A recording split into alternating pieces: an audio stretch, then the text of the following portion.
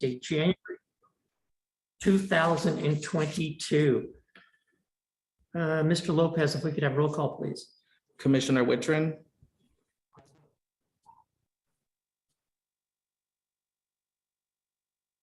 Again. Commissioner Wydilla, Commissioner Mamone, Here. Commissioner Prickett, Here. Commissioner Wilcox, Here. Commissioner Allen, Here. and Chair Stephenson. Here. Okay, with that, I would like to ask everyone to stand for the Pledge of Allegiance, and I will be leading this evening. I pledge allegiance to the flag of the United States of America, and to the republic which stands one nation, under God, indivisible, with liberty and justice for all. Okay. At this time, the Planning Commission will hear any public testimony regarding a non-agenda item. Is there anyone wishing to speak to the Planning Commission this evening on a non-agenda item? Okay, any comments? None received. All right. Just Okay. one quick comment, because this is typically where you would be looking at reviewing minutes. As you know, past couple of meetings, you have not had minutes to review. We are still in search of a transcriptionist. However, we are also going to be probably testing, at least with the HLC and maybe with the CAC, a ability for Zoom to do at least initial transcription through recording, which then requires a little bit of editing on the backside. So we're going to try that out for that, and we will be relying on a transcription service we've used in the past to try to catch us up on previous meetings. So our apologies as a staff that we don't have minutes as of late, but we expect a flurry of minutes to be in front of you, if not 2 weeks from now, certainly by February. Okay, all right. Thank you for the update. Sure. Okay, with that, we will move into this evening's agenda, which the first item is the capital improvement plan update.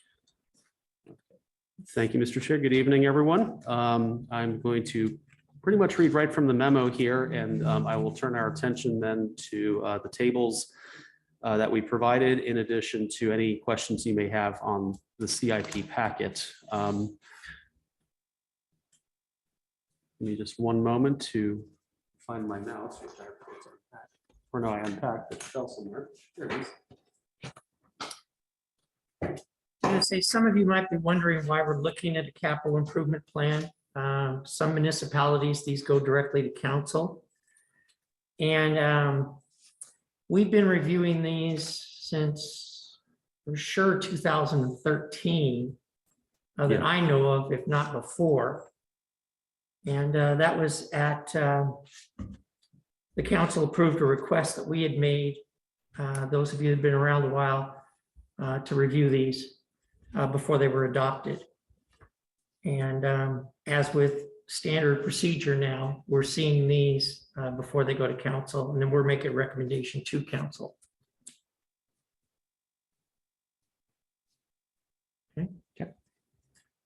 Okay, well, I will be reading just to, again, hitting the highlights from the memo. So I don't have a presentation per se for you folks. But if you want to follow along on the packet, I'll also have it on screen. So again, a capital improvement plan, it's not officially a land use regulatory document, as the chair just mentioned, but it is a very important document that the city uses, particularly as far as budgeting and planning for capital improvements. And this plan provides guidance on a future project list that involve 5 general categories: transportation facilities, water, sewer, stormwater, and parks facilities. And even though this is a document that's technically not a part of the comp plan, as we just mentioned, the CIP is one of those documents that you don't want having be sit on the shelf and collecting dust. This is something that needs to be looked at regularly, and not only just looked at, but also maintained and updated. And it's been effectively 6 years, pretty much almost to the date. I went back and looked at it since this body at least last kind of took a peek at it and offered some ideas for council to consider as far as updates, particularly on prioritization of projects or any other, surgical updates that may or may not be required. So it's been a while. Some of you, I think, Commissioner Prickett and Commissioner Stephenson or Chair Stephenson were definitely involved. I know Commissioner Allen was probably on council when that last happened. I'm sure Mr. Wilcox was definitely involved in that role too, just unofficially. So again, the last update came in March. That's when March of 2016. That's when the City Council approved it. As part of that review, again, Planning Commission at City Council's request kind of had a first dib review on this. And really where we wanted the Planning Commission to focus, and certainly for tonight's efforts, is to look primarily at the parks and the transportation facilities. The water and sewer and stormwater projects, these are generally projects that are identified through specific master plan documents that are created for those systems. And they are usually identified and regularly kept up. The transportation and the parks one is where this body and also the CAC to a degree has a little bit more input into helping council identify what's important and what should be on the list, or if something is not on the list, if it should be added and why it should be added. So tonight what we're going to do is three components. Really the first one is kind of, and hopefully you've had a chance to do this in your packet, is just a review of those sections in the CIP. Without going page by page, it's the staff intent is probably just to pull up the spreadsheet that we provided with you that showed just a general synopsis on where the currently identified projects are from a status perspective. And then we would pivot ideally to a review of a couple of projects that we have identified right now that we feel are important enough to be considered for inclusion at a future CIP update for council.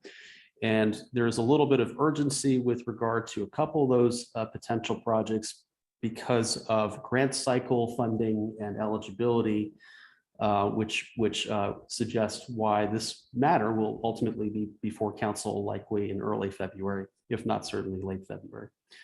So again, we'll hit on what's existing right now, and then we'll pivot to a couple of projects that will be in the future. And I will warn also the Planning Commission that we'll take a brief stab in the future tonight. There will be a larger stab or a larger need to update the CIP either later this year or early next year after we've concluded our Parks Master Plan update and after we've concluded our Transportation System Plan update, which are going through the Parks Advisory Committee and the Citizens Advisory Committee in the next 6 months, of which Planning Commission will get a chance to review. And since both are comp plan amendments, you guys will actually get to recommend adoption or refinement. Are there any general questions before we dive into the spreadsheet? Okay. All right. Hearing none, I guess we'll dive in. And you should have been provided in the packet the full sections of the transportation and Parks SDC. I'm going to skip over the actual written sections, although we can go back to refer to any particular page.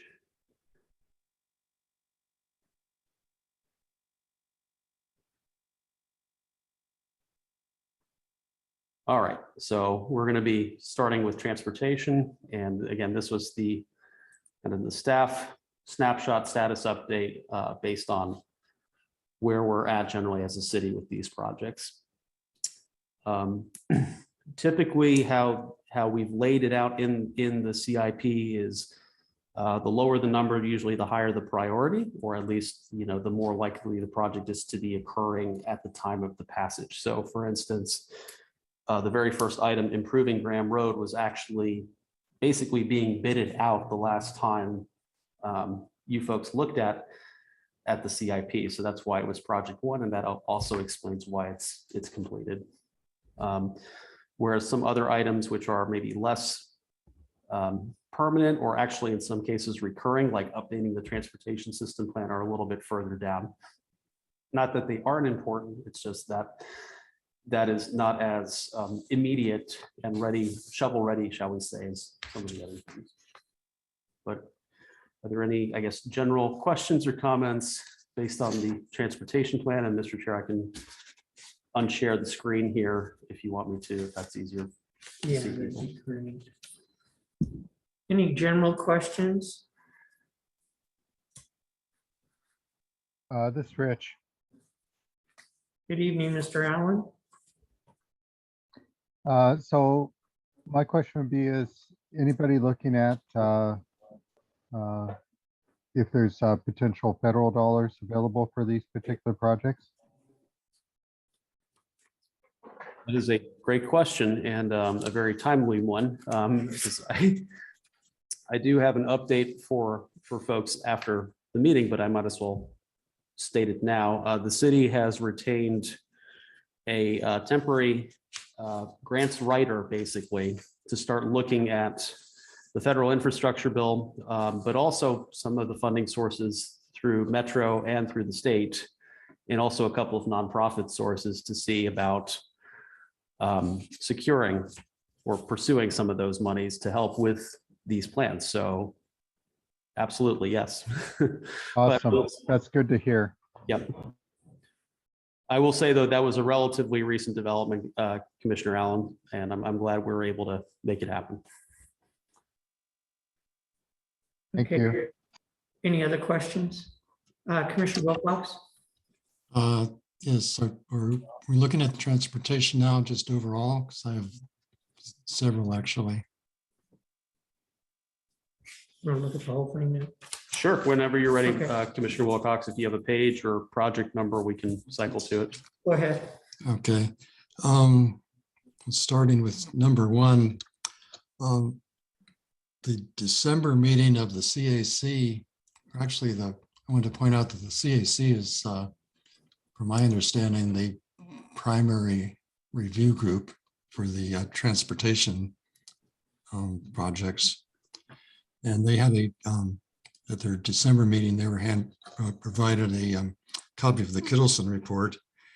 And in the Kittleson report, the Graham Road was described as, I actually made a note of the terminology they used. They described it as under improved.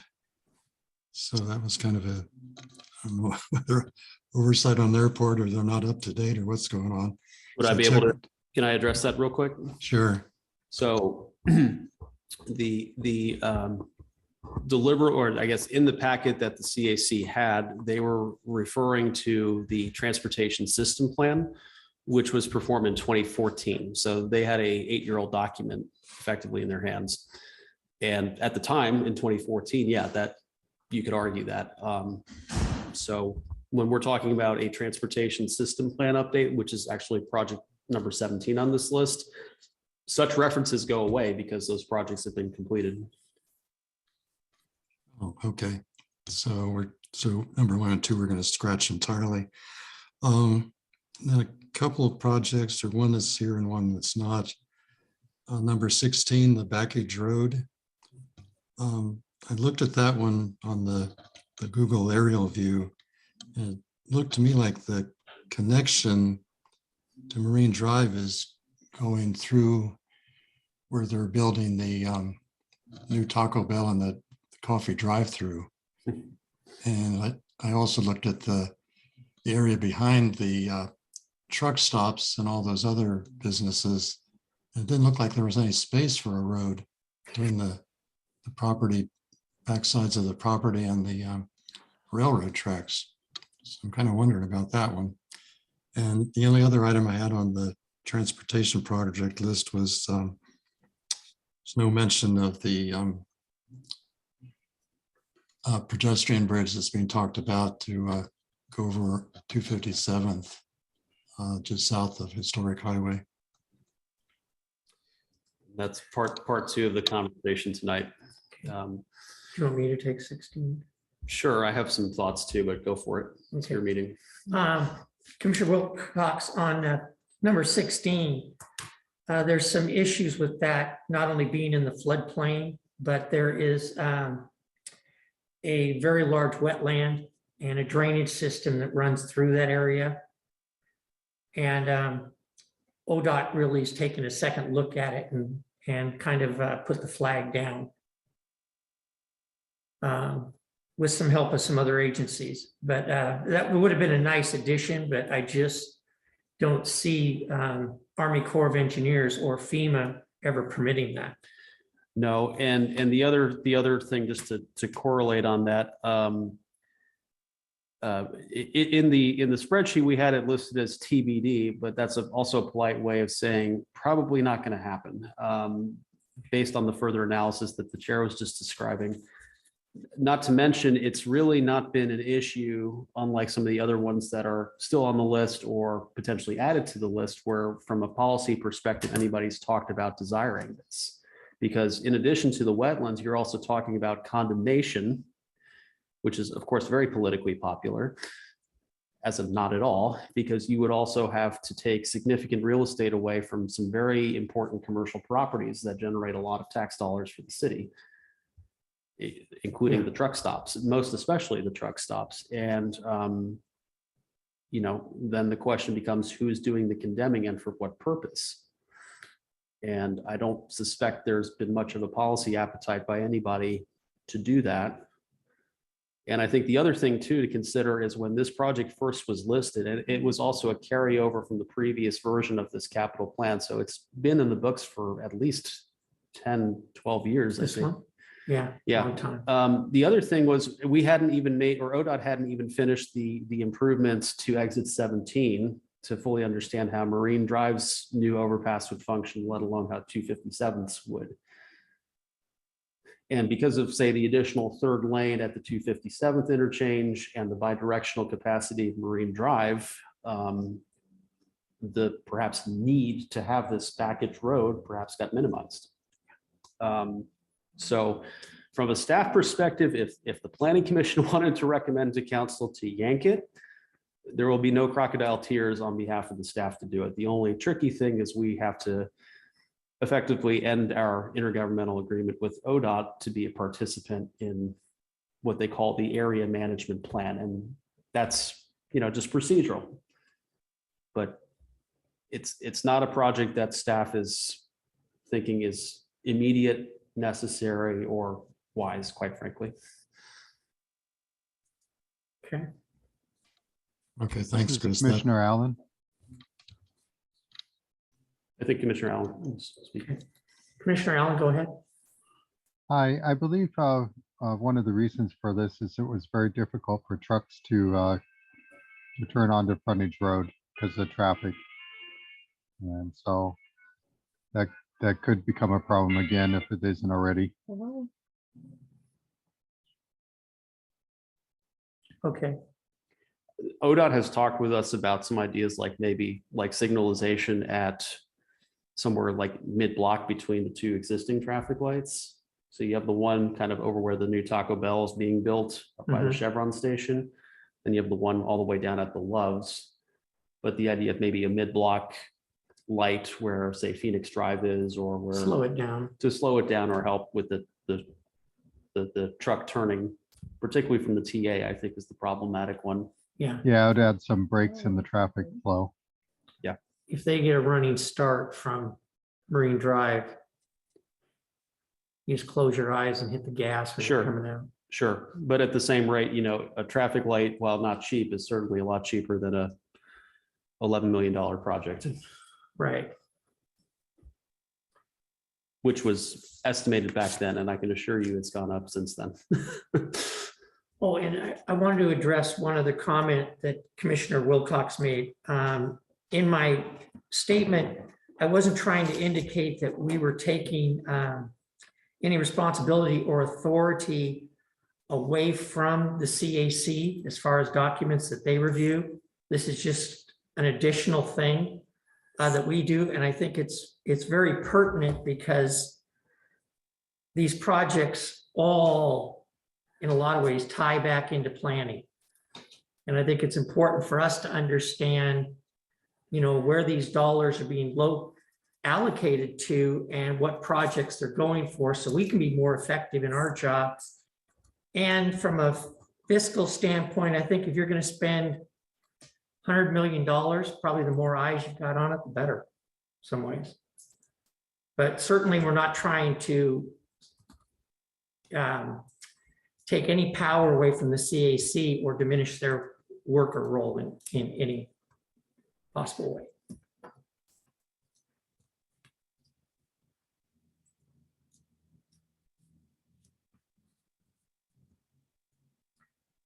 As far as things like the parking study, are we going to wait until things get a little bit back to normal, whatever that is, before we do something like that? Right, Because- and I know you certainly know, Mr. Chair, since you're on the budget committee, the parking study's been in the budget for at least, I think, 3 years. And that's precisely it. It's, do we really try to do a parking study in the midst of a global pandemic?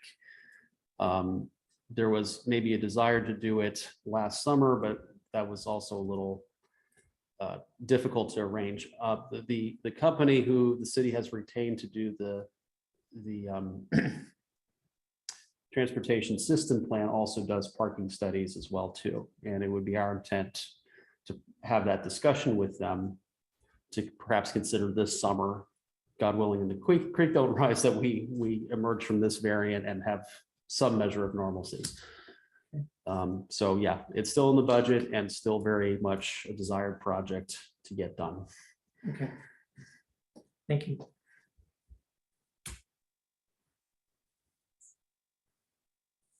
Commissioner Prickett?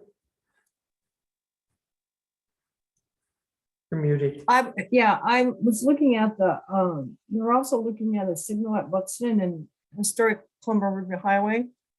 So my question is, when in the document that we received, they said they were gonna signalize it with the other signals that are in that area so that the traffic flows better.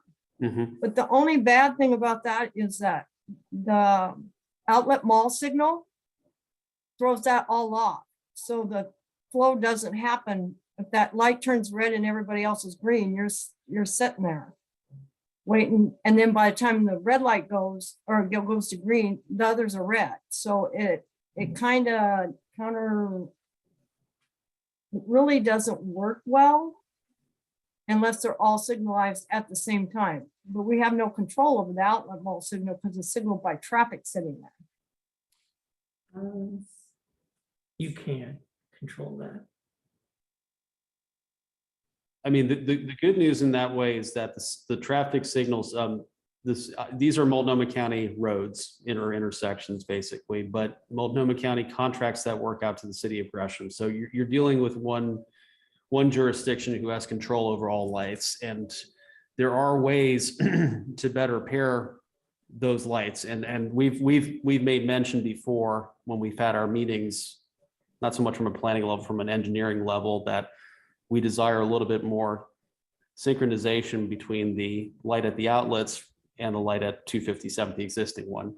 And actually, to your point, Commissioner Prickett, one of the reasons we haven't gotten the light yet at Buxton is precisely trying to synchronize that light. It is an elegant dance on how you sequence it, particularly in what we call PM peak traffic, when everybody's going home. So one of the things that the county typically does before they ever install a traffic light is they exhaust every other option to see how traffic may or may not flow, which is why we have a couple of years ago, they added the dedicated right turn and they call it a channelization lane. And then why over the summer they installed the stop signs the way they did. There might be another iteration of how they may look at those stop signs again, just to see if there's another better way to help the traffic flow. And at that point, if they've exhausted all the options, then they would look at a signal warrant, they call it, and then it would have to, because that's the number one concern, is just the queuing. It's like, how many red lights are you going to hit just to try to go up Buxton Hill? Well, and the other thing is that if another entity is controlling the synchronization, and how do we have a say in that? I mean, if they control it, basically. No, they bring us to the table. I mean, they consult with our engineers to look at that. We're absolutely kept in the loop as far as what they believe their program solution may be. It's not our different county. I'm sorry? Different county than Multnomah? No, what I'm saying is that Multnomah County is certainly involved, but it's actually the city of Gresham who handles the street lighting, the traffic light signalization on county facilities. That work is contracted to the city of Gresham, actually. Oh. I smell that. This is Commissioner Allen. Go ahead, Commissioner. So a number of years ago, back when I was on council, I was part of the Transportation Committee. Mhm. And there was approval for putting in smart signals to help with the regional traffic flow. Mhm. I just don't know how far that ever got. I mean, I'm sure we can look into it. I don't recall if that was ever installed or added as a feature for 257s. If not, it probably should be. Right, oftentimes things get approved, but you don't see them for many, many years.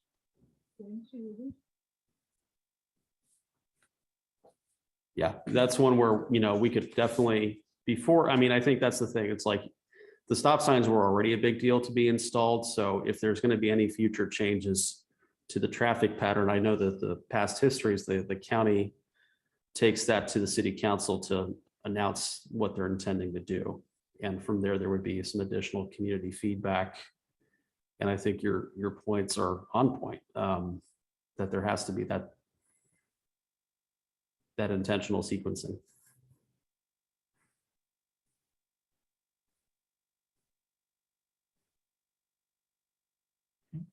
Anyone else? Go ahead. Okay. Was there any other transportation related items or questions for review? If not, I'll be happy to pivot over to parks projects. I have one more. The one that, the improvement between 257 Stark Street to Troutdale Road. Why is that such a low priority? I mean, it should be because the college, and it's a hill, basically. Why is that not a higher priority? Because there's no sidewalks on one side at all. Sure. I have an official answer and then perhaps an unofficial one, which is interesting being in a public meeting. But the official understanding that I have is that because Stark Street also crosses Beaver Creek in that alignment, that to try to do a widening and full improvement of Stark Street as it would be upgraded to a standard where it should be for the type of road that it is a significant ask to do it all in one swoop. Because it requires a lot of coordination and synchronization and a lot of money in one time, largely from one source. The county has taken the approach generally that as funds become available from certain pots of money, they can do incremental improvements to prepare the street for its ultimate completion. So in the case of Stark Street, for instance, the first thing they did was a culvert replacement, which widened the fish passage. And those pots of money came from a unique pot of money that was designed more for environmental engineering purposes than for street widening. But they designed the culvert in such a way to accommodate a 5-lane road. So then the next pot of money is, okay, well, we have a bridge to repair at some point. And frankly, Stark Street Bridge was rated more structurally sound than, say, another bridge like Cochrane, which is why Cochrane was improved first, because Cochrane's bridge was at a failing state and was deemed also less safe than Stark, because the Stark Street Bridge, if you recall, is generally a pretty straight shot. Cochrane was involving those undulations of the curves in that general area. And Cochrane also had a culvert replacement at the time. And at that time, the stars aligned and they were able to do the culvert replacement and the bridge. And for it being a 2-lane road project, it was a lot cheaper and able to be done. So really it matters on the alignment of funding of when it happens. And because it's also a county facility, the county has its own prioritization list. They have a capital improvement plan, much like we do. And it's really up to the city, and I say the city broadly, it's staff, but it's also more than anything electeds and appointeds to basically raise these issues and say, this is important. We really need to see this upgrade occur. And frankly, there hasn't been a lot of opportunities to bring it up. And that might be a situation where if you elevate the prioritization in our CIP, if this is really a high priority project, that gets communicated to the county, and maybe the county takes another look at evaluating its own prioritization and says, okay, well, Troutdale's really saying we need to work on this one.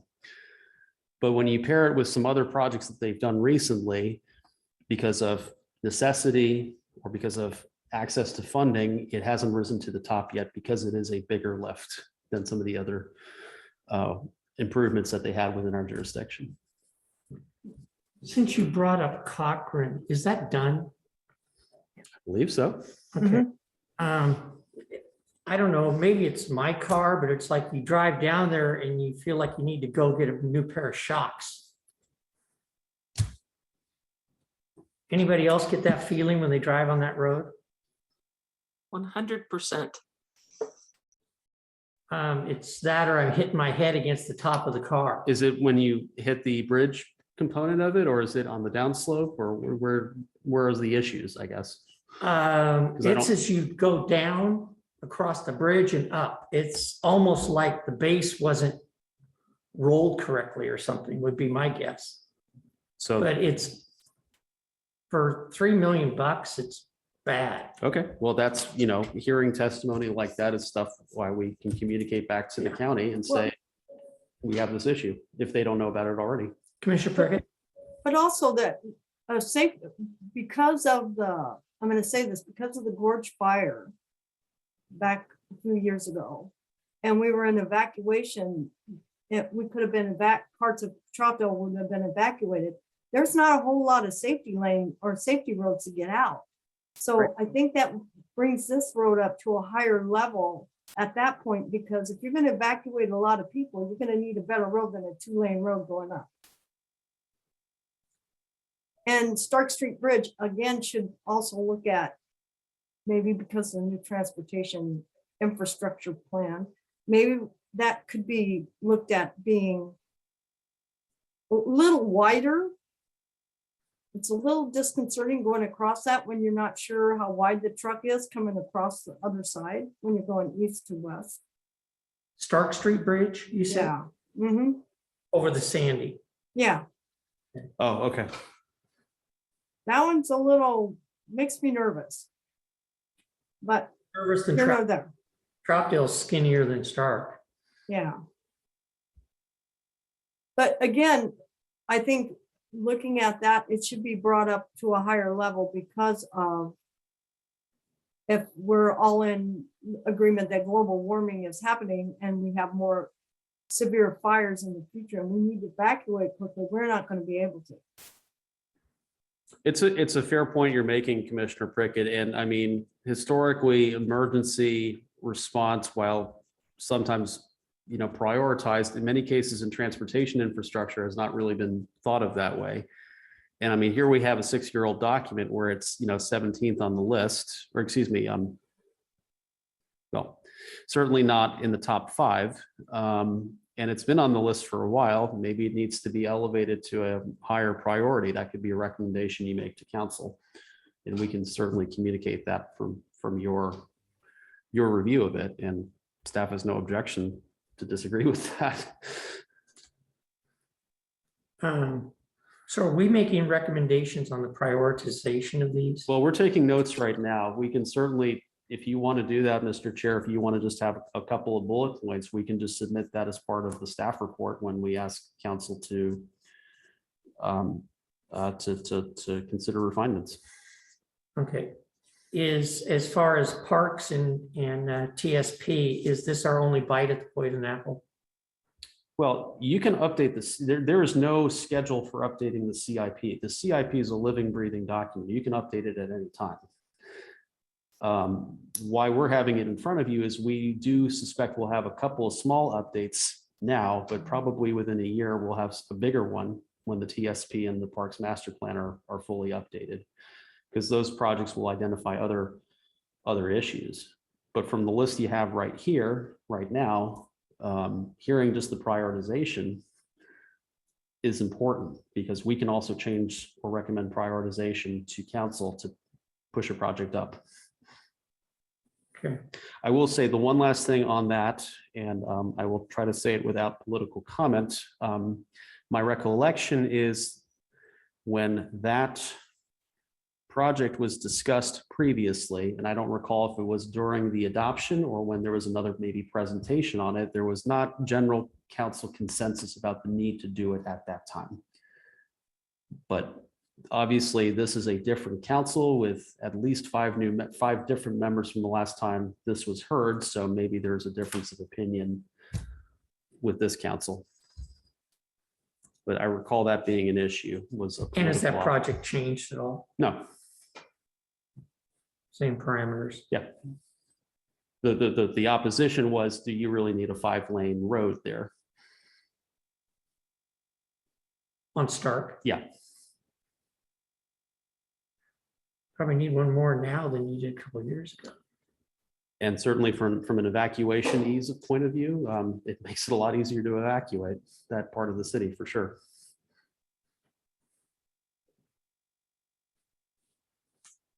Okay. Anyone else have any comments? No. I can throw up the list one more time if you all want to take one more look at it before we move to parks. I would just say personally, with the potential development that we've got, that we're looking at the URA, I would like to see, 6 and 15 elevated as much as possible. So that's actually a fair question, Mr. Chair, because 6, the way it's written right now in the CIP presumes when we say primary access, we're talking about a direct through the center of the mall access as the project is scoped right now. Okay. So since the current mall ownership has expressed significant opposition to that idea, I guess the question maybe back to this group is, what does access to the URA mean then? Do you improve the circuitous route that takes you in front of Starbucks and Coach and then around the backside behind Pendleton and Eddie Bauer to get ultimately to the northwest side of the site from there? Because you can get to the site that way and you can make it city investments on that stretch and have that be your primary access, or do you retain the project scoped as it is, knowing that you have pretty significant opposition? And much like you do with the Backage Road issue, you have, if you're going to pursue it, you're going to have to probably do condemnation, which is politically very difficult. Yeah, I personally am not in favor of a condemnation unless there's no other alternative. And I don't personally know exactly what's been explored and to what extent. I think, we should be in some type of collaborative discussion with time equities as far as what can be done to everybody's benefit, including theirs. And I think some of that's already transpired. But I think it certainly needs to be high on the priority list. And maybe there needs to be a 6 and a 6A or something.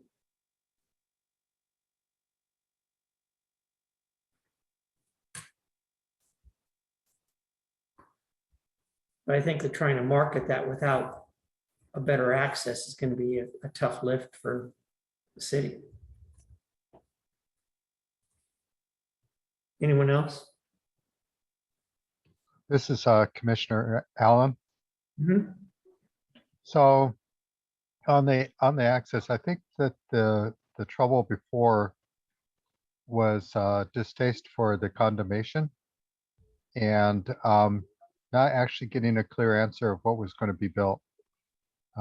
With the property in city hands, we have more control over that. So I would agree with you that it should be considered a priority.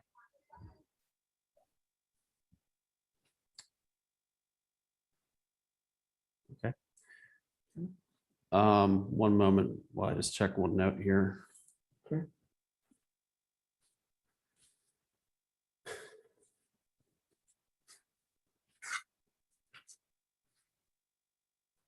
Commissioner Wittrin, how you doing?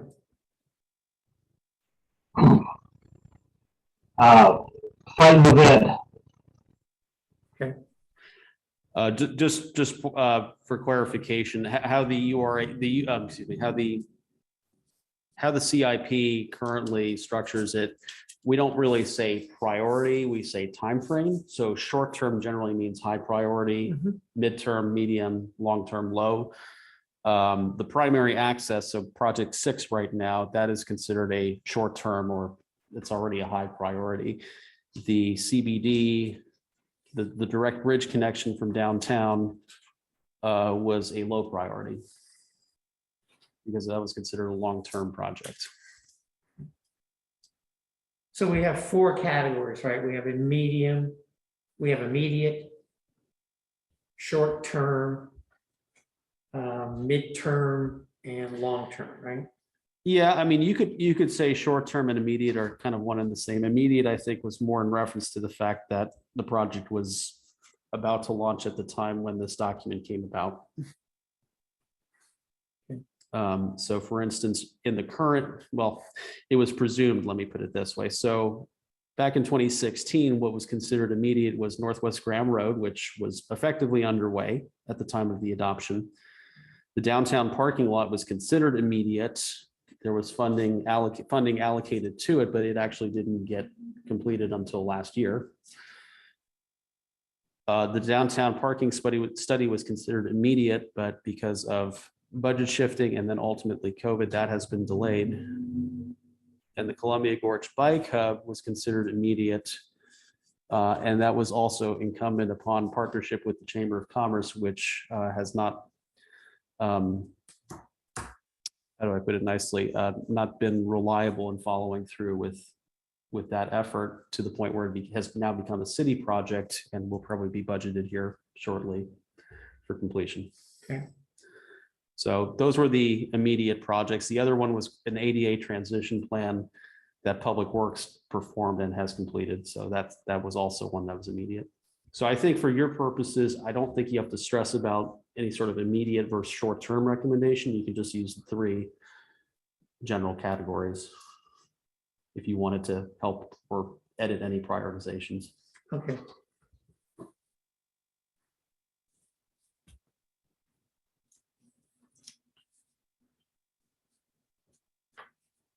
Do you want to do that now for transportation, or do you want to move on to parks?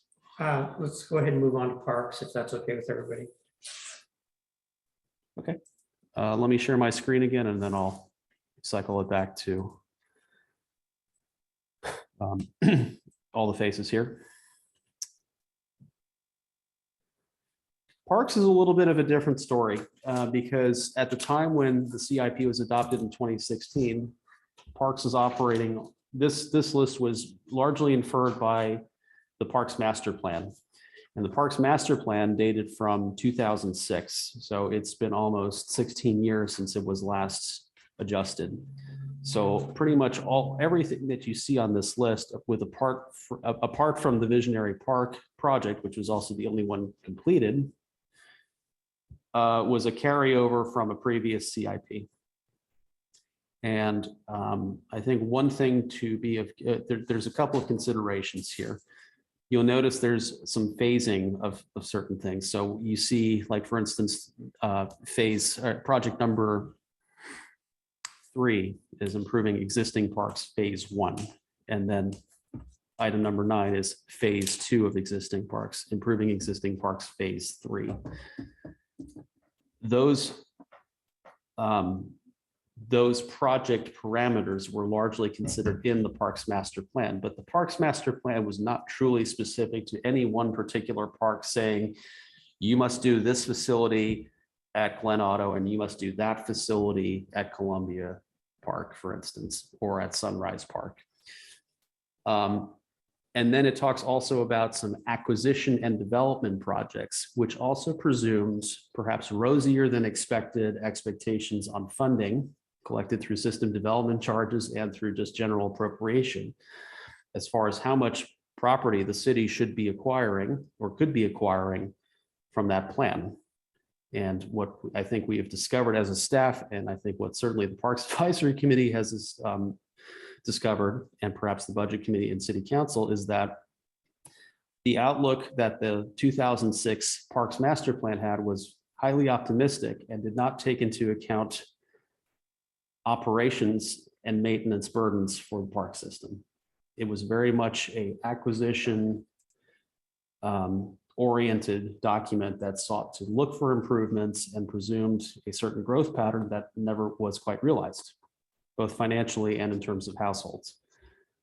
So one of the main reasons we have a new Parks Master Plan study underway is to, quite frankly, bring us back to a sense of reality as far as where we are with a park system.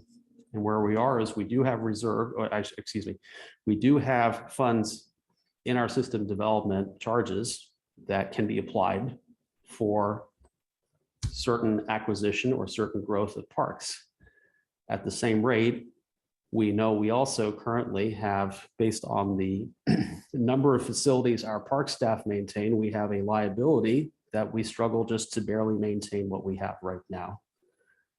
And that we also know that while we have parks of different types scattered throughout the city, we also know there are certain parts of the city that are underserved and underinvested. And it really requires a new attempt at public engagement to get this figured out, because that was the one big problem with the 2006 plan, was the public engagement component was somewhat limited.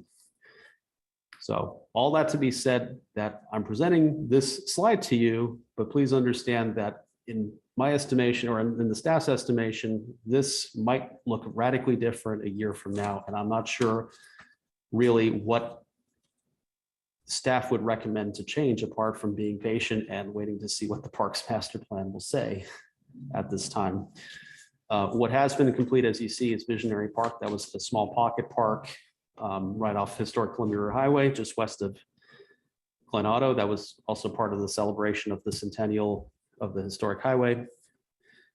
There are ongoing improvements to the parks, equipment purchases or playground replacement.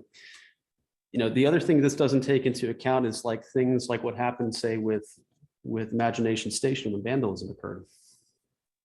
The rebuild of Imagination Station alone was a significant six-figure investment that was certainly not accounted for, but obviously was desired and, quite frankly, needed.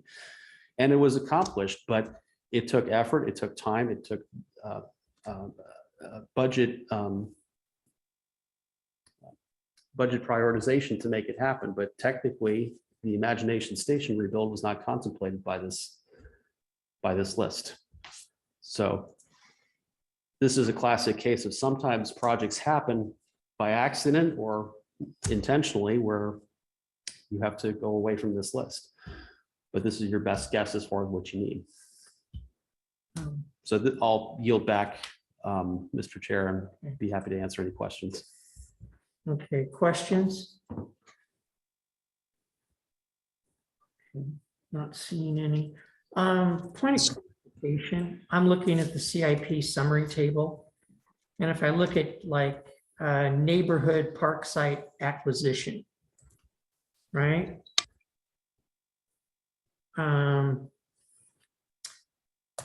And then I go down further and I've got neighborhood park acquisition and development. Is that the same park, or is that two different ones? I'm sorry, which line were you on the I have second? neighborhood park site acquisition.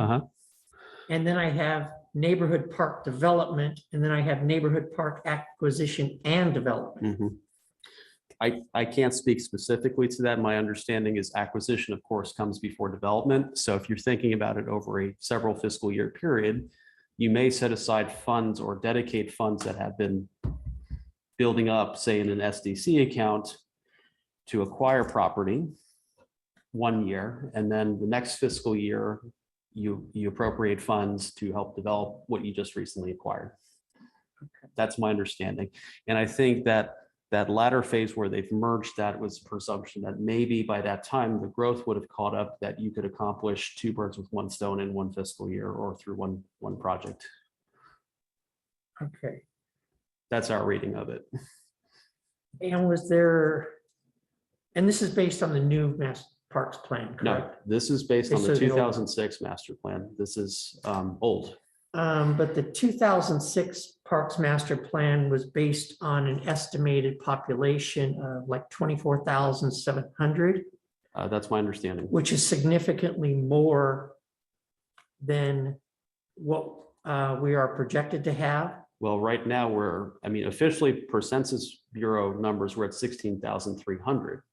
We're at 17. We're closer to 17 4 right now. But is our magic metro number, which is the number that we have to go off of. right, and keep in mind, this Parks Master Plan was done with census data 2 censuses ago, with a different growth projection. So that's why when we say this is a little pie in the sky, it's because they were using more optimistic projections on the city's growth and development pattern. And honestly, the city in the past 10 years really has grown by a single-digit percentage. It's increased recently because of new development, but it's still far below what they had projected here. Okay. And that's why, again, we need this new master plan. Right, because this and is not I'm a just reliable thinking if plan we're anymore. making decisions based on, something that's 24,700, that's gonna skew us to put in probably an overabundance. Well, the other, from a staff perspective, the other main issue with how the parks section is laid out is it doesn't, like, the transportation projects are called out. Stark Street, they're geographically identifiable. It doesn't say, for instance, locate a park in the area south of Stark Street, locate a park west of historic Columbia Highway toward Edgefield. It doesn't provide geographic certainty or expectation where there's enough comfort from a policy decision that you're truly providing equitable access across the city, at least from a geographic point of view. And I know that's been a significant concern of a lot of people, and rightfully so. Right, especially if you're in an underserved neighborhood. Absolutely. Yeah. I mean, consider, for instance, west of 257th. The city has in the last 5 years approved, sorry, I'm just doing the math here, has approved at least 260 new residential units west of 257th. Basically on that Halsey corridor between Edgefield Mhm. and the light. And there is not an ounce of city parkland in that general area. It's going to be our fastest growing residential area in the city. On the south side, we still have these urban planning areas which are annexable into the city. There is large tracts of land that can come into the city. There's no immediate plan for a park facility. There's nothing saying that a park must be located here. There's generalities. But if we have a master developer who wants to come in, we can't, as a policy making review board, say, hey, by the way, our parks master plan says we need a 5 to 10 acre park down here of a community park level. That's part of the deal for annexing and developing into the city. And that's the kind of thing you need to have flushed out in a plan like this. If you want to have those types of results or want to be attuned to that type of response to development patterns, you've got to have a master plan that gives you, and frankly, gives staff the power to force that, and then ultimately for you folks at a planning commission level to approve it or hold them accountable. So it's necessary to have that there. I think you should at least, if you can't individually pick out lots, which can be difficult, you should at least set some expectation of a geographic parameter. Okay. And also what type of park are you developing? Because that's the one thing that I think was a strength of the previous, or I guess the current Parks Master Plan, is it distinguished that not all parks are equal. Mhm. You have Columbia Park and Glen Otto and Sunrise, which attract people from all over the city. But how many people from Sandy Palisades, for instance, are going to go to Wooddale Park? People even know where Wooddale Park is. So like that's the thing. It's like, what type of facility are you putting in?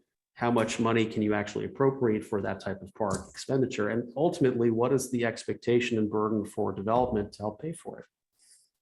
Right. And we did Imagination Station. that rebuild was closer to 7 figures. Right. And is not taken out of parks funds. But Mr. Chair, if you look at the list here again, and this is just for clarification again, if you look at what's on the parks list right now, there are really only 3 projects right now that are explicitly called out that we know as a staff what is meant by that. One is Visionary Park, which is already completed. One is the special use park development on the Sandy Riverfront. We know what that is, and we're working our way to it. And the other is the skateboard park, which for a long time, we didn't know exactly where it was going to go, but now we have a presumption of where it's going to go. And at some point, the skate park will be before Planning Commission for review. But apart from that, we're kind of fish out of water. And that's why this Parks Master Plan update is so dang important, but that's why it also has to be paired with the CIP. Because you can have a great document, but you got to have also the CIP providing the direction from a policy perspective and a budgetary point of view, and then prioritizing what goes first. Commissioner Wilcox, looks like you had a question, sir, a comment? Yes. One project I'm not seeing listed on here is a dog park. Right. I know a dog park was in the budget for 2 or 3 years, and then it was pulled because they couldn't figure out where to put it. And last I heard from Tim Series' department is he was going to put it in the woods over by Imagination Station. And then the price of fencing went out of sight, so it kind of killed that. So I just wanted to wonder where that stands now, or if it should be in the CIP. To your second part of the question, probably yes, especially since it's been in the budget. There should be a CIP item that provides justification for why it's in the budget. Where it stands, you're correct that that's been the preferred location right now, because it's frankly the least impactful on surrounding residences, because you can tuck it in the woods far enough where it's not right up on anybody's fence. There are some permitting challenges because that is actually a wildlife habitat zone. So it will have to go through some measure of land use review. So it's not so easy as just putting fencing up. Doable, but just a little bit of work. This is Commissioner Allen. Commissioner Allen, go ahead. Back when, I think it was the last time we were doing Parks Capital Improvement Plan, we were thinking that housing availability and affordability was going to become a problem. So we were asking, I believe it was Metro, for the urban reserve. And that was thought that might come available. I think it was denied after that. We were also looking at some property. I think it was close to McMinimans. And so we wanted to have the option to be able to purchase something if it came up. I don't know what today's landscape looks like, but maybe you all do.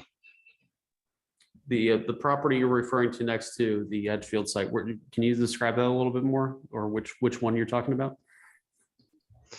Yeah, so they had property at McMinimans that they were looking at possibly selling. I don't know if they changed their mind. It was I was personally considering it just for a switchback to go from the top of the hill down to the bottom, Okay. because 238. I mean, yeah, 238, 138. Sorry, 138 is such a bear to bike up and down. And there was also, I think there were people that wanted a larger park in that area, and so that was a consideration. But you know, over time things change. So Yeah, there's from McMinimans front, there's, to my knowledge, there's been no conversation to sell property or to offer property for public acquisition. Anyone else? yeah, it seems like most things have changed over the years. Definitely.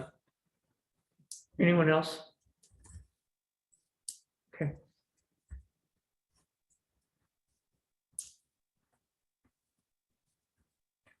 So it'll be good when we see the new master plan.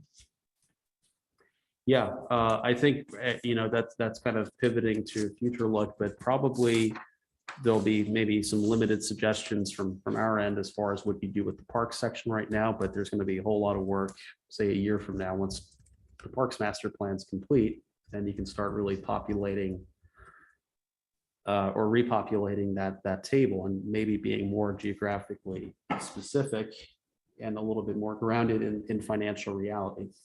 Mhm. Because that's the thing. This list is somewhat ambiguous, but it also presumes a lot of a pretty high sticker price. And the reality is, unless there's a complete reimagination of how parks get funded, there's probably going to be a paring back as far as what you're able to do to expand the system, let alone to maintain it. Correct.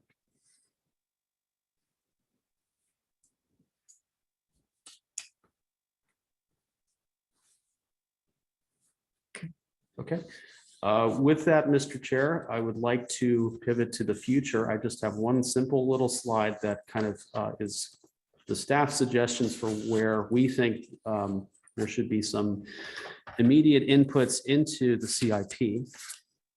So I can share that, but certainly I know there might be some, it sounded like there was some suggestions on prioritization, particularly on transportation, that we could cover and document and provide council with some feedback on. So let me share screen here.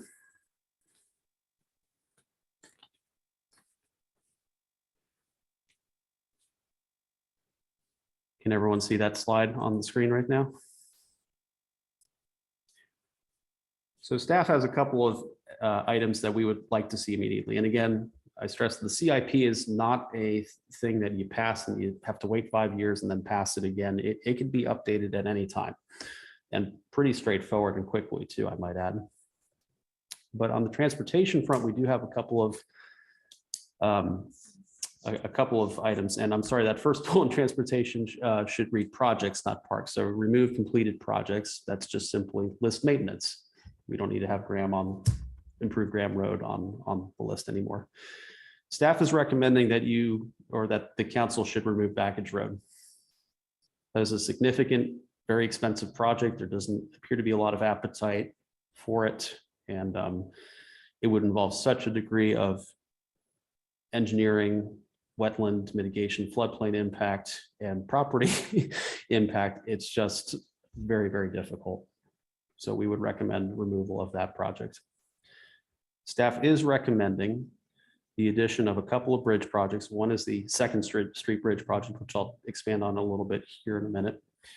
And then a Beaver Creek Bridge replacement. What that is there was a pedestrian bridge in the Beaver Creek Canyon that effectively washed away and has effectively been redesigned and is about ready to go. We're trying to do some value engineering to see if the bridge could be built for less. But the good news on that project is it has received at least some state-supported funding from a parks grant. So that project could be probably one of the first things that could be accomplished if it's added to the list.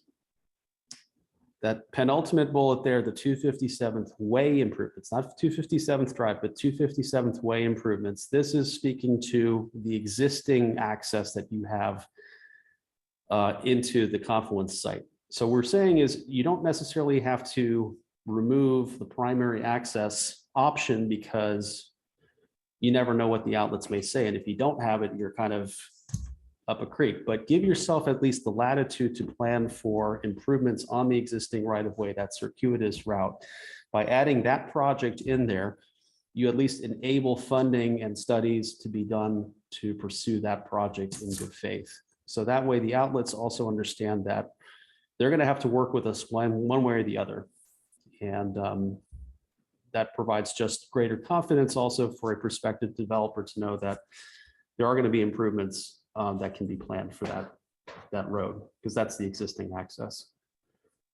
The last one on the list is and much like with the Second Street Bridge, is kind of a legacy from the town center plan. And specifically, as we're working to a framework plan and requisition for the Confluence, is the desire for a parking structure at the confluence. And this structure would ideally be able to be connected with that CBD URA bridge, which is an already listed project, if possible. But it might provide additional relief for long-term parking concerns for downtown, but also for that site too, and the potential impact it has. Nowhere do you have a parking facility of that magnitude listed. If that's really a desired outcome that the council has to sell this lot, then it needs to be in the CIP. The Second Street Bridge, just to elaborate a little bit further, this is again a project that there was a reference image in the town center plan from. There's been a lot of momentum and interest in that project, particularly because of adjacent site development with the food cart pod, but also some work that's being done on the Halsey corridor that's looking at a multi-purpose trail option to connect Edgefield with downtown on a dedicated bike ped roadway.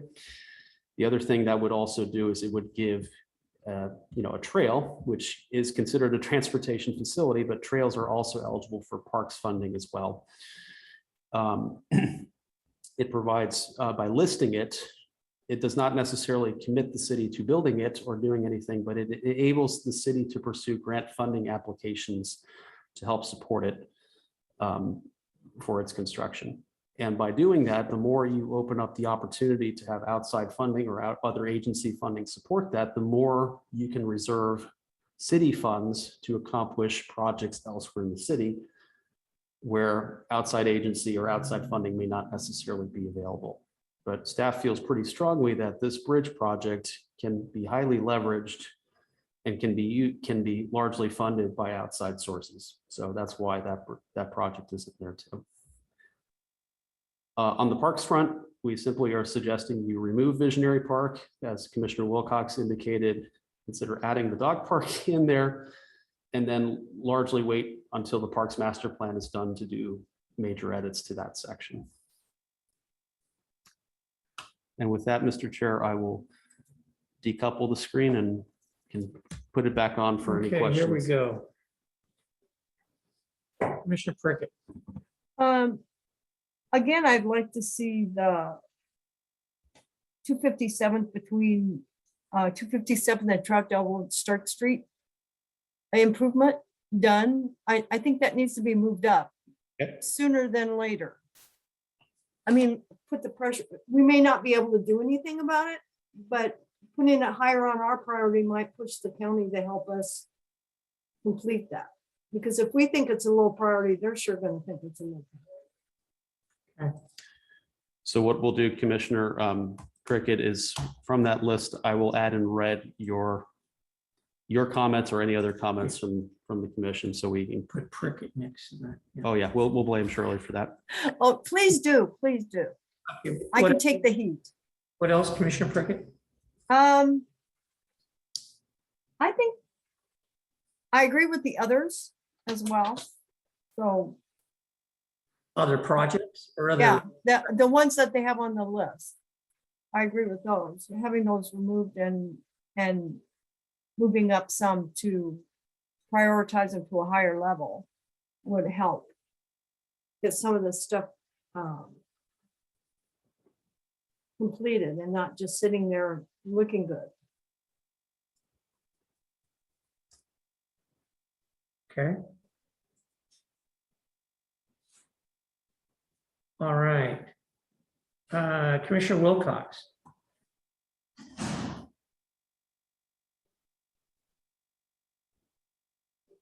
To get myself unmuted there. Yeah, all those additions look good to me. Okay. Commissioner Allen. The only thing, I know that truckers are still hopeful for the Backage Road. I would suppose that most of them don't actually live here, but they do pay a considerable amount of gas tax or fuel tax. So, open to people's thoughts on that. Okay. Anything else? No, but I agree with Commissioner Prickett's statement. Which one? To move up Stark Street priority. To move up the Stark Street from a low to Okay. mid to a higher priority. All right. Okay. Chair, I think you also had mentioned that you wanted to see the CBD URA bridge moved up in priority. I did. Oh, yeah, definitely. Yes, Chair Stephenson earlier in the meeting had a really good ideas. Chair, Commissioner Wittrin. if number 3 actually got done, the downtown parking study, then would that not help justify the URA parking structure and the CBD URA bridge? Help justify that getting done quicker? It could. The only concern that I would have with something like that is if we're in this COVID stage and we're not, now, presently, the way things are, you can drive all the way downtown without swearing. And I don't know that, that's going to be the case in a couple of years. And I guess I'd like to see something where traffic seems a little bit more like it has been in the past before we do a traffic study, because this may show that we don't need anything.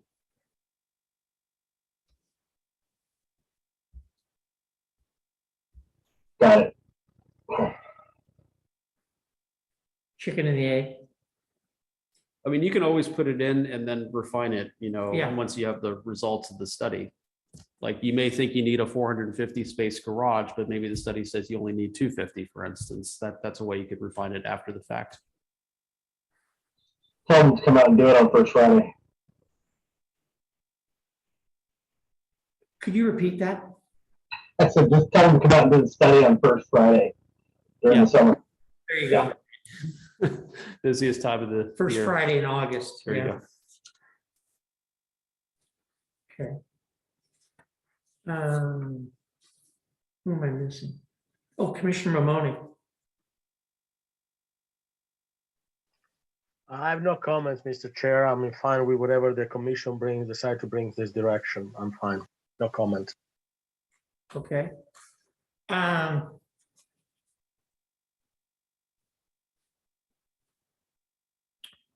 So I guess it's me, right?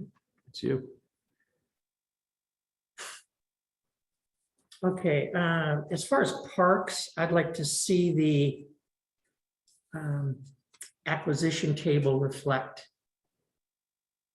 current population. And that should be part of the plan, but I'd like to make sure that that is part of the plan.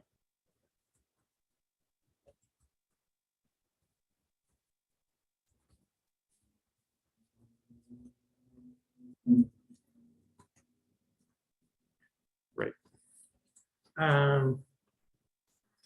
And as I look at with as much work has gone into the URA or confluence, and the amount of time and focus and things that have been put on that, I'd like to see those access points highlighted and move forward as much as possible. When you say access points, are you talking about the ways you get into the confluence? Mhm. So in that, Other than right now. okay, Okay. Okay. Because I don't think that with using 257th Way, that's really going to work for the vision that in particularly the Town Center Committee and the council have for that site. I don't think it's going to be able to be functional, so I think we need to be looking a little bigger than that. My next question would be, how many of these projects are going to be SDC eligible? Because if we've got a lot of these larger ones, that's going to increase our SDC charges.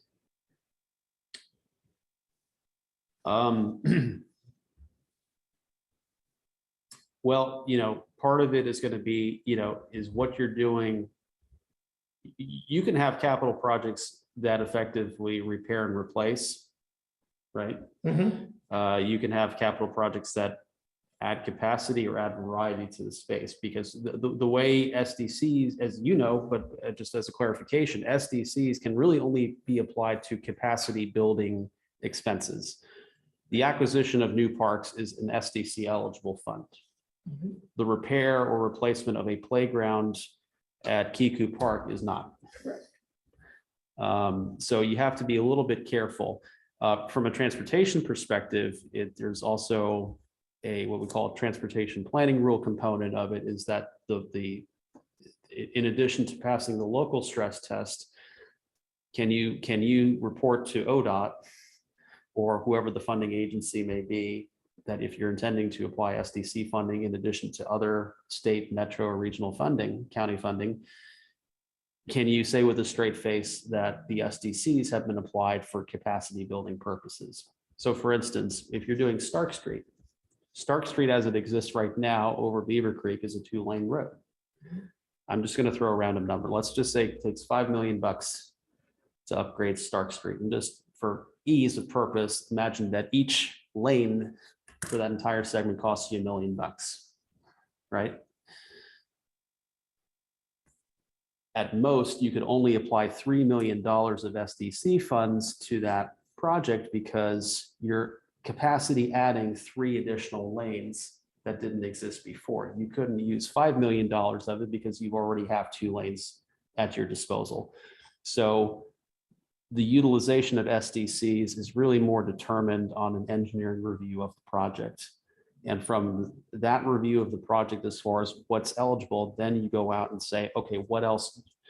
If I'm going to presume that, and then I have a prioritization of that, and then I marry it with our population and growth projections, how much may or may I not have?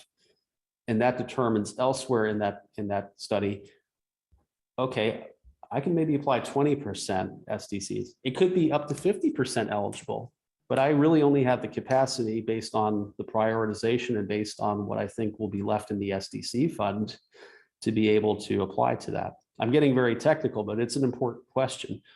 But that also helps determine what other avenues of funding you have to pursue these projects. Right. And you see, my question is, if let's say we add 4 bridges, Sure. what does that do to the transportation SDC cost for said? Well, like for instance, like we know, let's just use, for instance, the CBD URA bridge, which is already in the fund, which is already planned for. Correct. And let's use 2nd Street, for instance. The URA CBD bridge connection happens to be within the Urban Renewal Agency fund. It has access to funding apart from the SDC funding bucket because it's within the Urban Renewal Agency. It can tap into tax increment financing funding.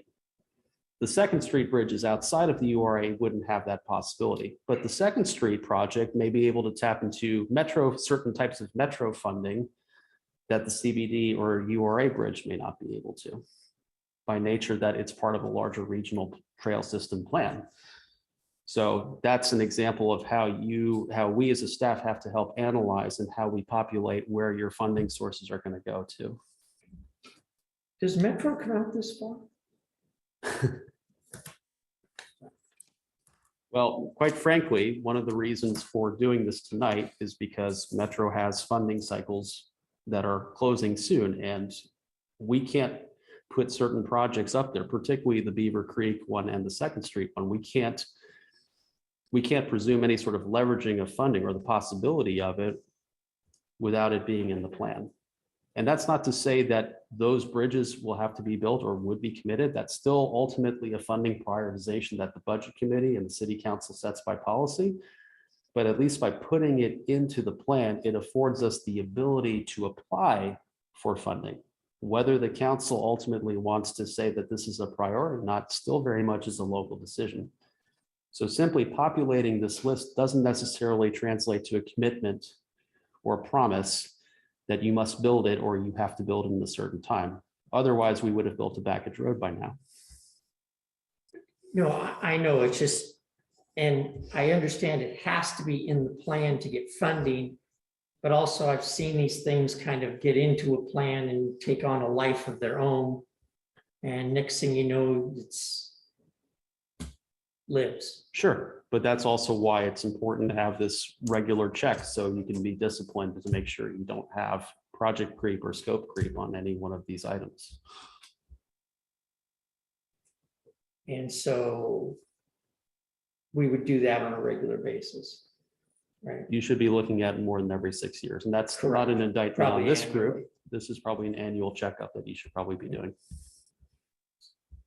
Okay. Yeah, I understand it and I'm okay, but I just, the bridge to Meals on Wheels, I'm just not. That one's not a personal favorite.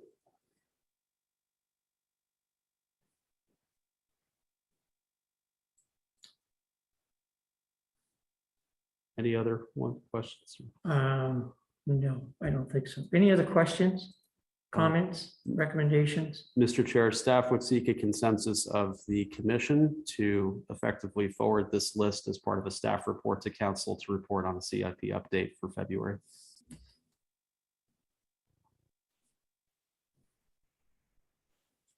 Okay, do we have consensus on all of these items? Yes. Yes. Yes. Draw poll, okay. All right, who have I not heard from? Commissioner Wilcox? Yes, I'm good with the list. Okay. All right. Thank you much.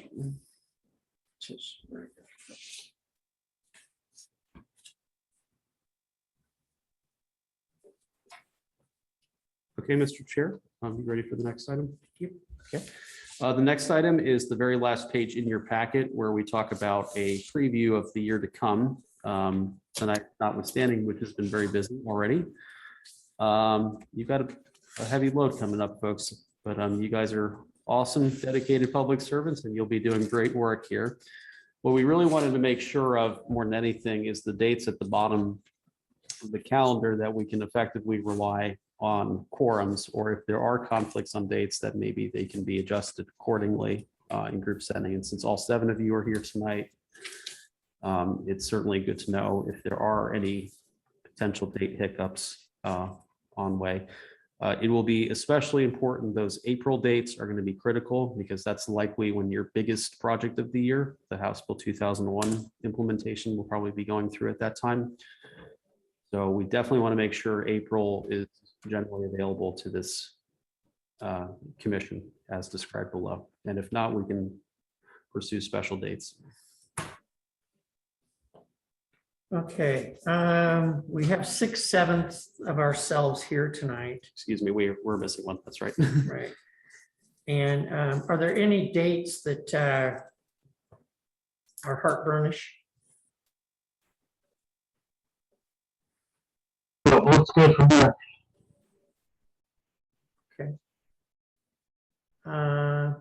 Anyone else?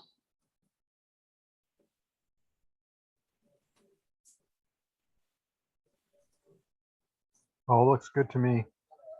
Okay,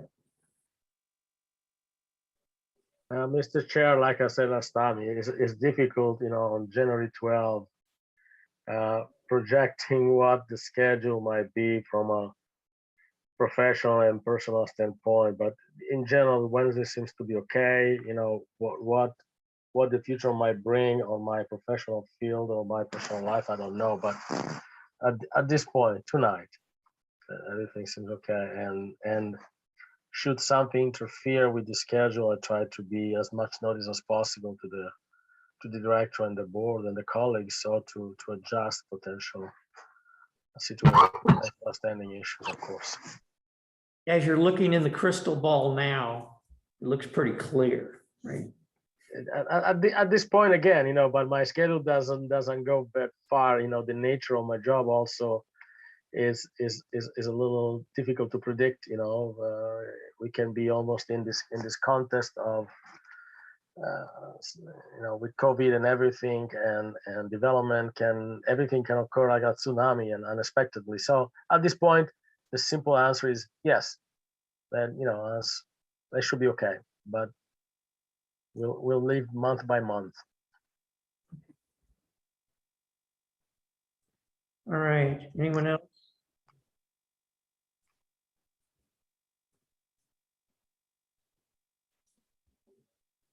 Don't hear anything else. What's that? Did you have any, Mr. Chair? I may have July 13th. I don't know if that can go to 3 or 4 instead of 2. You mean the second or third, the Yeah. third or fourth week of July? Yeah, I don't know if that's possible. or not. Yeah, I mean, July is usually Light. lighter, although there might be a hearing in July that might be your TSP update hearing. If we could do July 20th, that would probably be preferable. Would that be all right with you? Yeah, and I'm just throwing it out there. If I was to miss one, I might miss that one as well because it's the week after the 4th of July, and that's typically when I go on vacation. Okay. But I don't have anything in stone yet, so Would you prefer the 20th? absolutely. Or you mean the 19th? Okay. Or I'm sorry, yeah, 20th, whatever it is. Move from the 13th to the 20th? Yeah. That work? Okay. That works for me. Anybody else?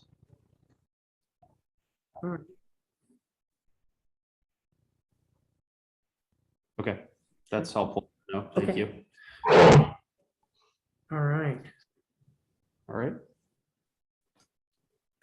Okay, that completes that calendar item. Give me just one moment to catch up here for our third and final item tonight.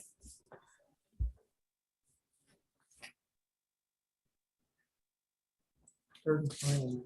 Third and final. Give me one moment while we make sure I have the relevant documents on screen here.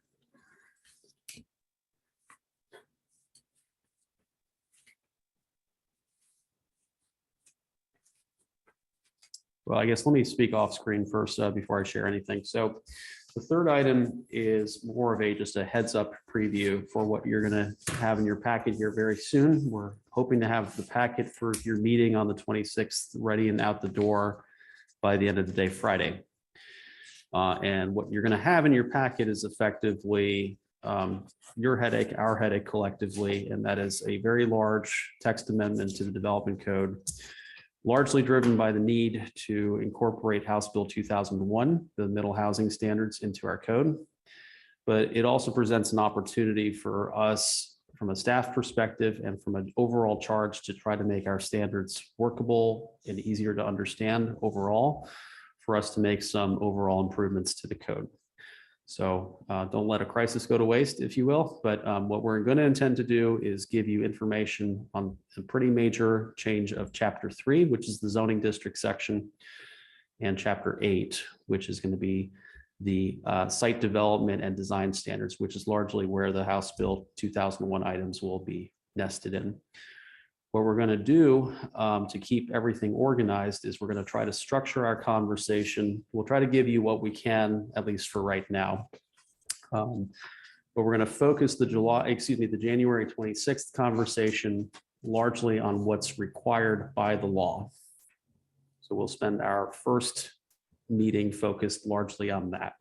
That is going to be in the new Chapter 8. And I'll put up here in just a moment a table of contents of how this new Chapter 8 will be organized.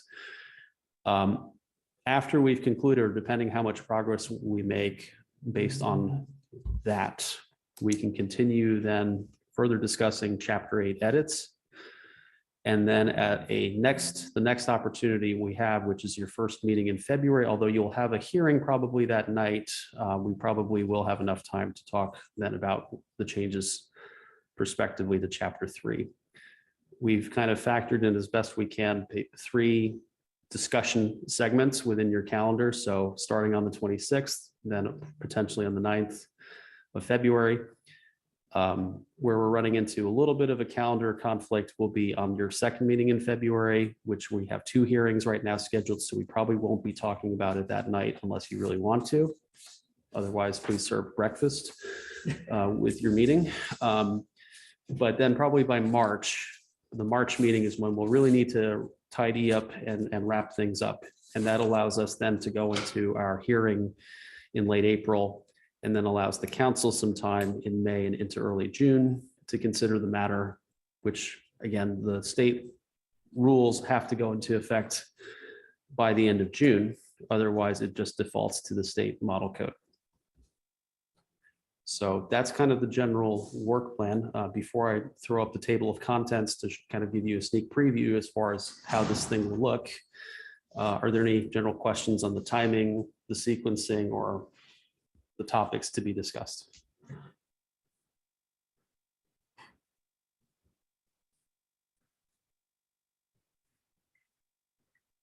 Any questions? Did we get asked about the model code at all There were technically public hearings involved with it in Salem? in Salem, sure. There's a, what we call a rulemaking or, committee.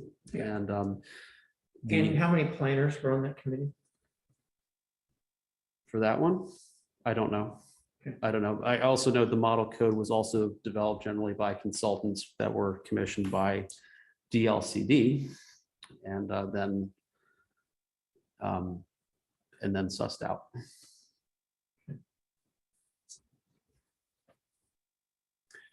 Okay, real quick, again, so you have a sneak preview. We're not going to go into the particulars tonight because I know you already have exerted a lot of energy on the CIP, but just again, so you can know what to expect when you see this.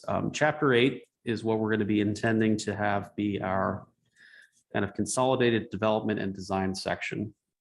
And one of the reasons I want to stress why we are considering these major restructurings of Chapter 3 and Chapter 8 is the way the model code was written. If we try to maintain the current structure of how we have our zoning districts spread out, and then we have certain design standards in Chapter 3 and some in Chapter 8 and some in Chapter whatever, it leads to a very, very difficult document for anybody to interpret, let alone staff.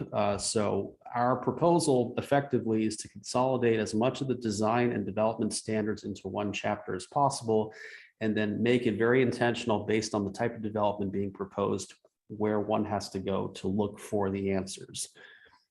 So Chapter 8, the way we're proposing it is that you have a general standards section that generally universally applies to any and all development. There is already stuff like that currently in the code. So for instance, pedestrian walkways and transit facilities are universally applied to any new development when applicable. And not every application is going to be required to accommodate that, but at least if it is, say, in a commercial zoning district or mixed use or industrial, and it hits those triggers of applicability, generally the standards are applied and you go to one place to look for it. What we're going to be proposing as a staff is ideally to also merge your parking and loading standards, which are currently in a separate chapter, and your landscaping and screening sections, which is also in a separate chapter, into this general standards section. That reduces the number of chapters one has to look through to go through development. It keeps it more logically placed together in a general standard definition. And you said some of this is requested by the state or Some of mandated by the this, state? no, some of this stuff is not mandated by the state, but because of how the state structured the model code, it is easier for us then to have other design considerations structured in such a way than it is currently right now. Well, probably the only way the state would understand it, it was written in crayon. Well, happily, we will be highlighting things. So while it's not going to be in crayon, it'll at least be in Microsoft Word highlighted sections. But honestly, for you folks too, that'll also be the best way for you folks to understand what is technically required by the state and what staff believes is a good logical change in order to make the document more legible and easier to understand and easier to find the answer you need to your development inquiry. There are question marks behind the trees and the lighting because right now those standards are technically in the Muni code. And while staff is not necessarily advocating for changing the municipal code at this point, it does allow a placeholder if we ever decide to migrate those standards from the municipal code to the development code, which has been talked about before, but both sections require a lot of work. So we're not going to be proposing that you do that at this time. But by structuring it in such a way, we allow that possibility to occur in the future. Okay. Further down, the residential standards, how this is broken apart. This is kind of in this 8.100 division of chapter 8. This is where we will spend the nuts and bolts in 2 weeks from now, is in these standards, particularly from 8120 through 8145. That's going to be the bulk of our conversation. And that's effectively where we will take the model code as a starting point and see the tolerance level for that. There will be a little bit also in single family and duplex. However, those standards will largely remain the same, because right now you do have standards for that. They just happen to reside in chapter 3. While we're looking at residential standards, we would also take that time to move manufactured home park standards, accessory dwelling unit standards, and shared dwelling standards, which are currently scattered all over the code, and consolidate them neatly in a single residential standard section.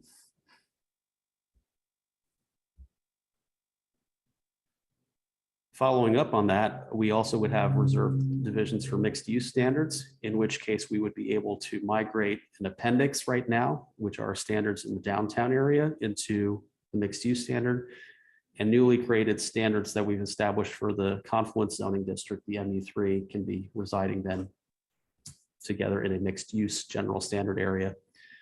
We don't currently have any unique standards for commercial or industrial apart from the general standards. So if ever there were to be developed ones, you have placeholders for them, but there's no expectation to develop them at this time.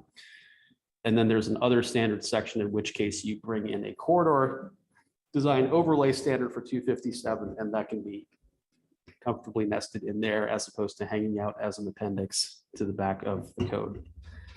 So with all this said and being done, what you're effectively doing is you are consolidating a couple of sections and chapters, but in the general principle and idea that you're creating a single sourced area to have your development and design questions be answered in this new chapter 8. We think it's going to lead to a much more intelligent and efficient document. And even if you folks don't like the full contents of what you're getting from House Bill 2001, we're going to use the opportunity, or we would like to use the opportunity, that they're going to force a certain language and a certain way of displaying the information to better structure our code effectively. With that, Mr. Chair, I'll yield back to any questions, and we'll get into the details 2 weeks from today. Okay.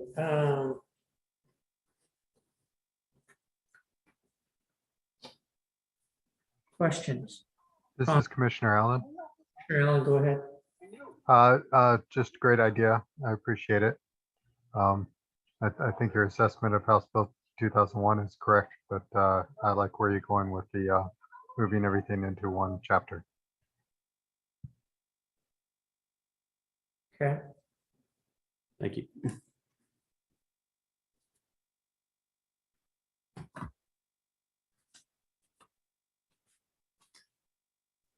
In your packet, there will be we will give you the chapter 8 edits, at least certainly for the middle housing section. We will also give you a index sheet, which the chair is the only one here in the room tonight, so he's seeing it right now. It's a little difficult to view an Excel sheet on Zoom, so I'll hold off on that right now, but it'll have a comparator table index. So basically, that'll be your guide to say, this is where this provision lives right now in the current code. This is where this provision is expected to reside based on what we've proposed to you. So it's going to be, in lieu of a full red line, which would get very messy and very bloody, it will be a cleaner way of referencing where things are. And then with that new code that you're going to get for chapter 8, it'll highlight in one color what is going to be required by state law, and it'll highlight in another color, or it'll have cliff notes on the side as far as what the staff preference would be for a restructure. So you'll have a clear indication of what is what, basically. Okay. All right, so I'm all for cleaning it up. I just am thankful that the state's going to come in and save us, because we've only been here since 1859. And it's a good thing they're going to be able to save us from ourselves.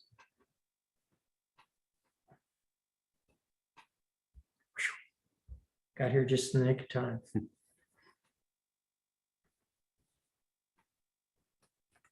That was it for us, Mr. Chair, from that topic. Okay, Alex, I know is looking forward to a lot of these changes. yeah. Okay, so you kind of got your homework for the work session coming up, okay? We're gonna really need to be on our game to go through this effectively. You know how we typically feel about model code. We like to kind of massage it a little bit. But we'll see. Okay. Okay, so we're up for staff report. Yeah, just short and sweet. Happy New Year to everybody.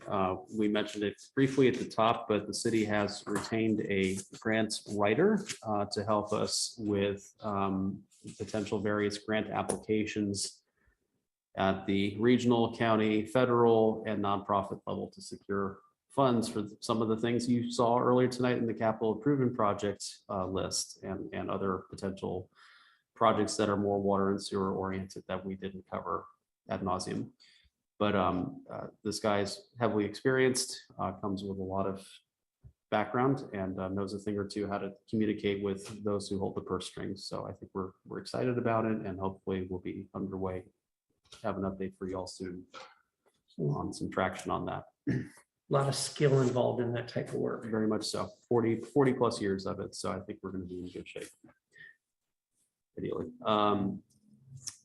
Couple of additional notes for you. Normally I don't highlight a city council meeting, but on Tuesday, the 25th, that's the next city council meeting, there will be a presentation from a company called Away Days Brewing. And Away Days Brewing is the likely and ideally the optioned preferred buyer for the old City Hall property. It is an attempt by them to restore the City Hall, to keep effectively the facade of the old City Hall building, and to conduct a brewing operation and restaurant, kind of a pub grub, if you will, type facility. While this is obviously potentially an exciting development, there's a giant asterisk with it, and it involves you folks too. And that is that the type of business that they want to run requires a conditional use approval. So with that being in mind, I want to just remind the Planning Commission that you still have an obligation to review this idea, because the sale of this property is contingent upon the conditional use being approved. So while you may hear about it in local media, or maybe you hear it from your family or friends, please resist any urge to talk about this project, because you're going to have a role to play in whether or not it occurs or not. I don't want to certainly put pressure on this commission, but it is probably fair to say that the staff will come into a conditional use hearing with a recommendation of approval. And certainly once the prospective tenants give their presentation to the council, there probably may be a lot of public interest in this application. So just be heads up on it. That'll come to you in late February. So that'll be your February 22nd meeting. Just if you can, keep a low profile with that topic in the meantime. And a reminder, we've done a couple of type 4s lately. Those are a little more open. This is back to the type 3, and you don't know. Okay.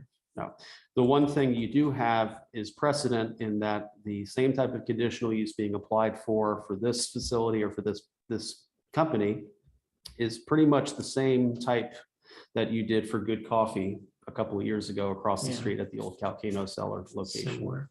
So you have a similar recent case to consider if you wanted to look back on that, and we'll probably refer to that a little bit when the packet comes to you. But normally we don't clue you in too much on an upcoming public hearing, but this is one exception because of how interesting it is and how publicly high profile that property is. Alex, can you think of anything else that we need to bring up? Not at this time. Just in the meantime, if there are any additional announcements on the Parks Master Plan or the Transportation System Plan, we'll certainly keep you folks in the loop. The TSP, again, the Transportation System Plan is going to be something you folks will look at this summer. Because it is a comp plan amendment, at the end of the day, it's actually the CAC which leads or shepherds the effort or works with the consultant to do it. The CAC then defers it to you folks ultimately through a land use application. That's why the CAC is going to be involved with that project. But you as planning commissioners, or frankly, as just ordinary citizens, can obviously attend and participate in that planning effort At the CAC level. at the CAC. if we so choose. And those meetings will be in the first Wednesday of March and the first Wednesday of May. And presuming we get a chance to work with the school district, we're also intending to have some sort of public outreach on the Parks Master Plan, and Alex is helping to shepherd that effort. So certainly if we have any updates on that, we'll let you all know if and when a public outreach will occur on that one. With that, Mr. Chair, we will yield back. Thank you for your Okay. efforts tonight. All right. Thank you. It's a lot of work. Thank you. Appreciate you guys. Okay, with that, okay, Commissioner Wilcox, No, nothing to add. Commissioner Mamone, Nothing to add, Mr. Chair. Thank you. Commissioner Allen, Nothing to add. right? Commissioner Prickett, I have nothing. okay, Commissioner Wittrin, Chris, there's the text amendments that went to the city council last night, right? Yeah, the first readings went last night, so they're on deck for second reading on the 25th. I don't suspect any hurdle, but you never know. Okay, just wondering what the vibe was. up Other in- than that, all good. Thank you. just curious, or did you have a comment? Just curious of what the vibe was, if they were receptive or not. Yeah. We put work in, and I just want to know how it feels going the other way, right? One actually quick note on that, because one of the charges you asked, pardon the pun, one of the charges you asked the staff to do was to provide numerical figures on that. So we did set a voltage maximum and a milliampere rating on that. So that's now part of the proposal. And generally the line of questioning, it was kind of disappointment that it's come to this, that it's going to take that to kind of help properties defend their property. But there's a kind of a begrudging understanding that, yeah, this might have to happen. And we're, by the way, not the only community looking at electric fencing. A number of other ones are doing it or are in process of doing it. I don't think it would be out of line. I'll just call on Commissioner Glanz. She happens to be on this evening, and if she had any comments on those. I don't know that I can comment on what you covered tonight. No, I've been not told tonight. that we're not supposed to talk about that. So. You saw last night. About last night? Yeah. Oh, for the most part, I thought it was fine. I had a few questions. I mean, what a surprise, right? I had questions. But I didn't see anything, that really seemed like a major issue. That's what Glass was It very. seemed like the easy part, and like there's a lot of more fun stuff coming. All right. Anything else for Commissioner Wittrin? No, that is it. Thank you. Okay. I want to wish Commissioner Wydilla hopefully gets to feeling better soon. He's a little under the weather this evening. But should be back with us at our next meeting. And with that, I would like to thank you all for your time and the work that you put in, your service to the city. And with that, we will take a motion to adjourn. Move that we adjourn. I'll second. Okay, we have a motion and a second to adjourn. All those in favor? Aye.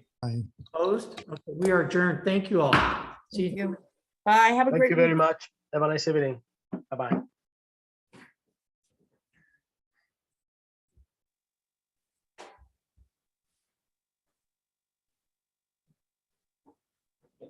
Thank you for sitting through all that.